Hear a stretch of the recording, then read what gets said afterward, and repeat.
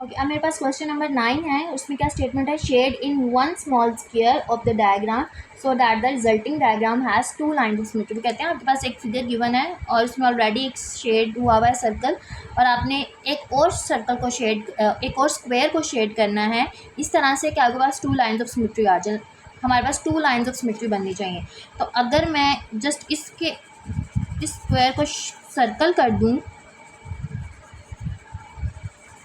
Circle नहीं sorry shade कर दूं, अगर मैं इसके इस स्क्वायर को शेड कर दूं अच्छे से, वो कह रहे हैं एक आपके पास शेड हुआ है और अगर आप दूसरा शेड करें इस तरह से कि आपके पास टू लाइन्स ऑफ सिमेट्री बन जाए।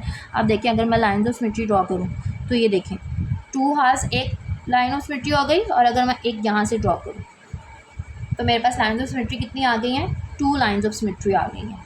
ठीक है, जो हमारी रिक्वायरमेंट थी। अब क्वेश्चन नंबर 10 है, वो कहते हैं add one square to the figure so that resulting diagram has one line of symmetry. आपके पास क्या आनी चाहिए, इस तरह से आपने कह रहे हैं एक स्क्वायर कहीं पे भी बना दें आप, लेकिन आपके पास क्या आना चाहिए, सिर्फ वन लाइन ऑफ सिमेट्री बननी चाहिए, टू लाइन ऑफ सिमेट्री नहीं बननी चाहिए। ठीक है, तो अगर मैं यहाँ पर एक स्क्वायर ड्रॉ करती हूँ इस तरह से, तो आप देखें और इसको सेंटर में से ऐसे हाफ कर दूँ तो मेरे पास क्या है, टू इक्वल्स हाफ बन जाएंगे। ये देखिए ये और ये दोनों क्या है, सेम है। तो मेरे पास कितनी लाइन्स ऑफ सिमेट्री है, वन। कैसे बनी है, draw the square at this side. Clear? So thank you so much. If you have any issue or any query, you can tell me in comments.